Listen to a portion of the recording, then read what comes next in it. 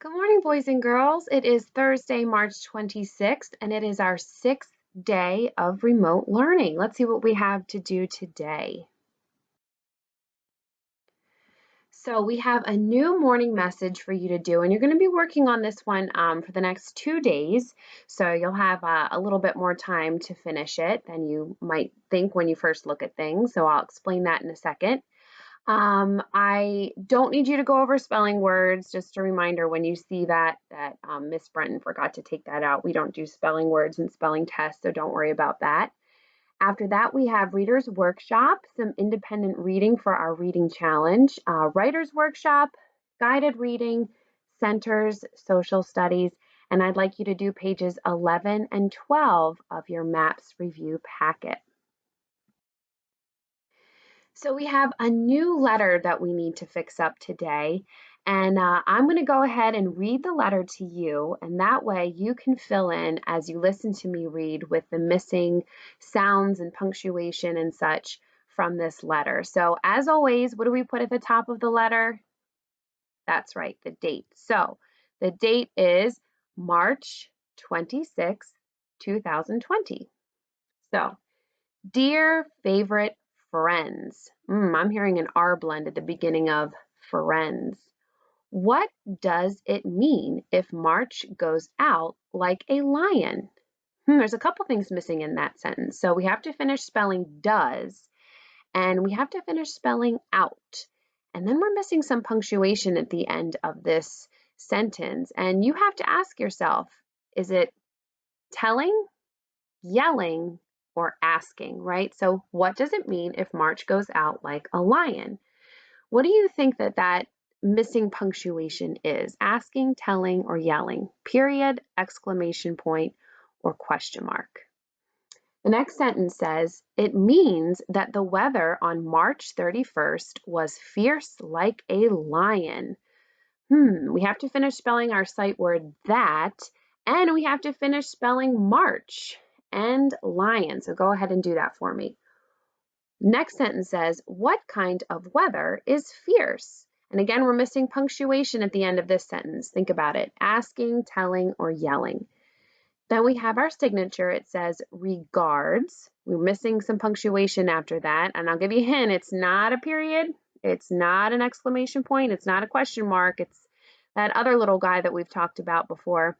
And then so it'll say regards, Mrs. Brenton.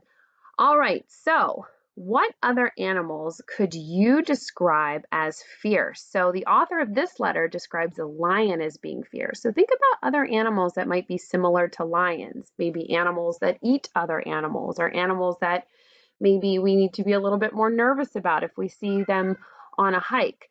So write down maybe 2 or 3 animals that you would also describe as being fierce.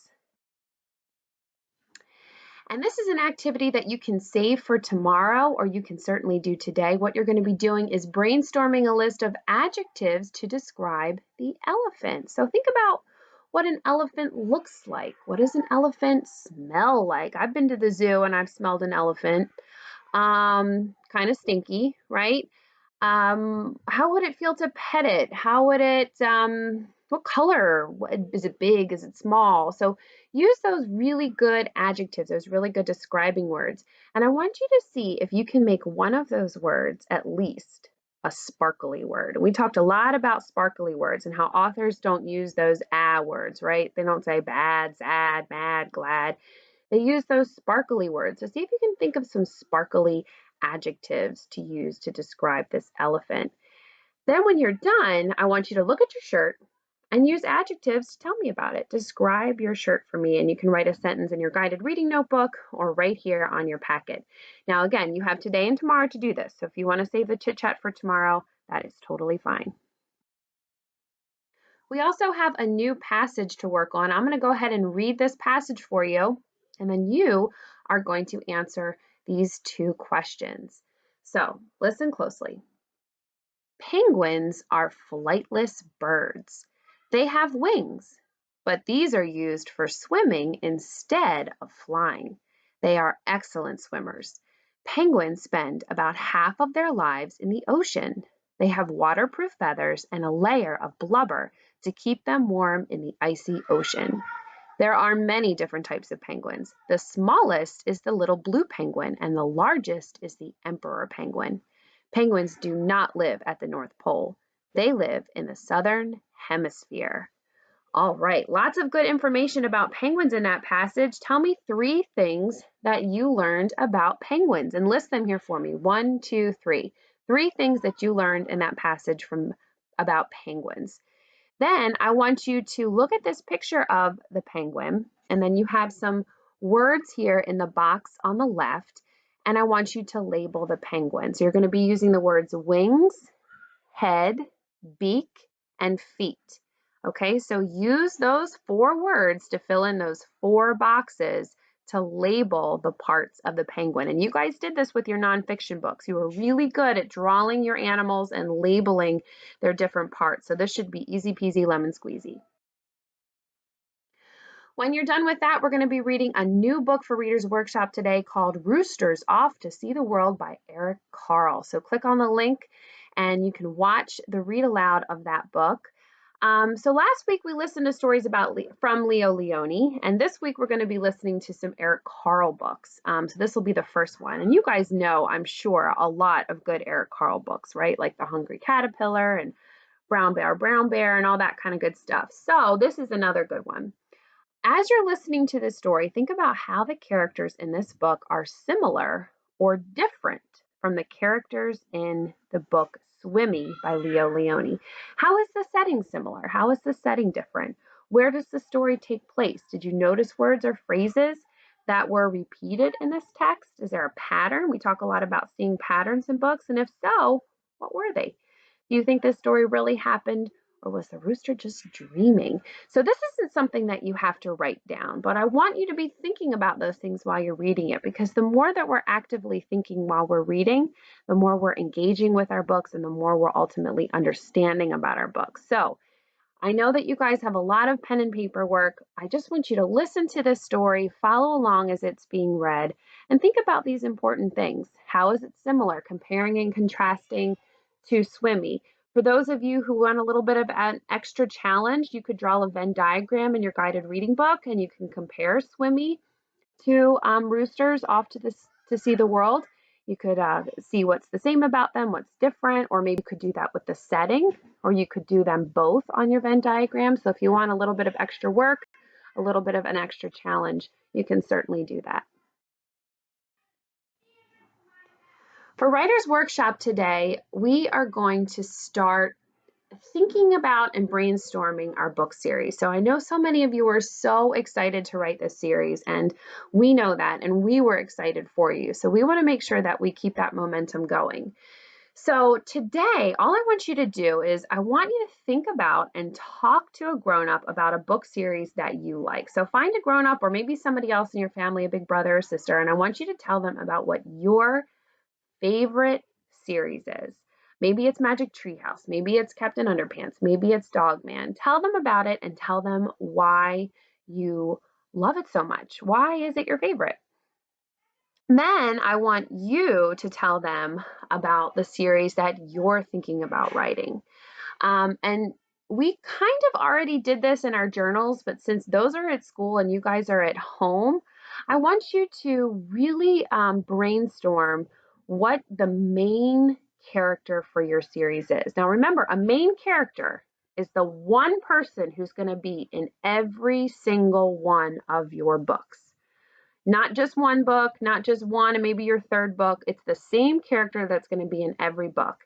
And if you want, you can do 2 characters. Like in the Magic Treehouse, we have a brother and a sister, and they are both the main characters of the book. But I don't want you to pick more than 2, okay? So 1, or if you really want to, 2 main characters for your series, okay? Remember, it has to be a character that you create. You can't copy another author's work. And we talked a lot about that in class and how that's a big, big no-no in the writing world. You can't copy another author's work. So come up with your own character and then draw a picture of them and then talk to your grown-ups about them. Here's the main character of my series. This is their name. This is what they look like. And that will help us to get started with our first books. For guided reading today, I want you to pick up your book. At this point, you should be rereading your second book if you are not reading a chapter book. If you are reading a chapter book, you can go ahead and pick the next chapter. And then after that, choose something from your writing board to respond to that story. We also have some new centers since this is a new set of 5 days, five new centers for you to do. So there were 2 word sorts in your packet. You should have already done the first one last week, so you're going to do the second one this week. Go ahead and glue those in your journal. You can also practice your sight words again. Lots of you sent me pictures of you using sidewalk chalk or writing on your home chalkboards or typing them. So go ahead and do that again with another set of words, or you can write them fancy. Some of you like to play with like cursive and swirly letters. So you could do fancy sight word writing. You could get out some Play-Doh, roll it out nice and flat, then take a pencil or a paper clip or something and write your sight words in the Play-Doh. Just find a fun way to practice writing those sight words, or if you want, just go ahead and type them. For another center option, you can go to this website, storylineonline.net, and pick a story or 2 to listen to. Another option would be to sort the words by vowel sound. And I'm going to read these words to you. You can sort them by vowel sounds. Do they make the long A sound or the long E sound? Write the words in your journal or on the paper provided, the packet provided, and then you can draw a picture of them if you want to. What I would think would be the easiest thing to do is to get your guided reading journal and have an A at the top and an E at the top, draw a big T chart, and then sort those words out. So gate, Jeep, sheep, train, plane, leaf, snake, wheel, cape, pea. Okay, so take those words and sort them. Do they have the long A or the long E? And that should be very easy because you can look for those vowel patterns and you can see, remember, when 2 vowels are walking, it's the first one that does the talking, right? So if I see an E and an A together in a word, I know that that's a long E word. And also with the bossy E, if I see a bossy E and I see that vowel, I know that other vowel is the one that's making the sound. So you can just look at these words and sort them out. Remember, A on one side, long E on the other side. The last thing you can do is pick one of your favorite books, and this time, instead of hunting for digraphs, hunt for blends. The bull blend, the gur blend, the pull blend, or the cur blend, and write down in your guided reading book however many words you find. So these are your 5 new center activities. Pick one, and then save the rest for the rest of your home e-learning time before spring break. If those options don't interest you, remember that our class has its special makerspace, so you can use your own home to find cool makerspace materials. One of the options we talked about was making the bird feeder, or you can make the sun catcher, and this would be an option for your center activities as well. And then finally, for social studies, we have studied 5 really important figures in American history. You guys learned all about Benjamin Franklin, you learned all about Thomas Jefferson, you learned all about Frederick Douglass, Franklin Roosevelt, and Mary McLeod Bethune. Now we're going to have a little fun and we're going to do a project. So you guys have 3 options for your project. And parents, don't panic. You don't have to run out to the store. Use whatever you have at home. And this is not due until we come back to school. And if for some horrible reason we never get to go back, you can take a picture of it for me by the end of the school year. So this is not something I want you to feel like you have to do right now, but it'll probably be a little easier to maybe do it this week or over spring break because their information is all fresh in your minds, right? All right, so one option is to make a poster person. So you're going to cut out a circle the size of your face, and then around that circle, you're going to do the hair and the body of the person that you're studying. So you can see the little boy in this picture did George Washington. Then you're going to fill that poster with the person's name and fun information about them, right? So where did they grow up? What kinds of things did they do for our country? All that good stuff. Fill that poster with good information. Another option would be to make a diorama. So you guys did this in social studies when you did the solar system. This time you're going to pick an event from the person's life or something interesting about them or some sort of interesting way to display information about them. Again, use what you have at home. As you can see in the corner, for example, this person used a pizza box. That's all.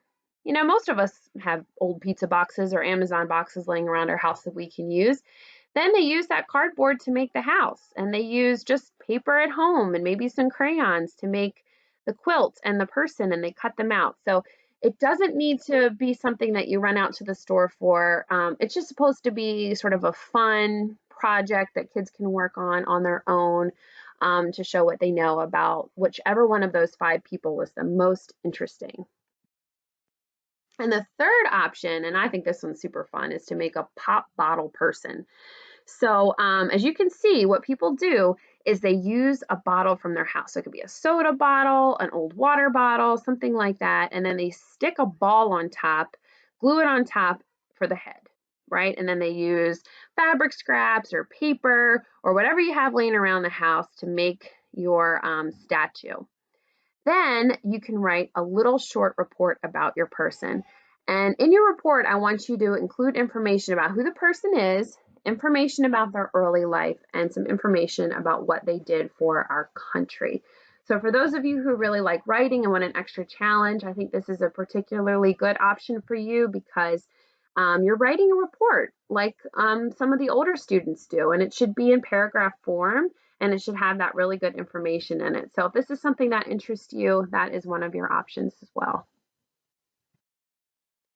All right, just a reminder that if you want to listen to me read a story, you can read or read along with me as I read Frederick by Leo Leone. That link was sent out to your grown-ups, so you can ask them to click on that for you. And as another final reminder, stay healthy, stay helpful, and stay calm. We will all get through this. Work hard, be good to your grown-ups, and I miss you all. Have a good day.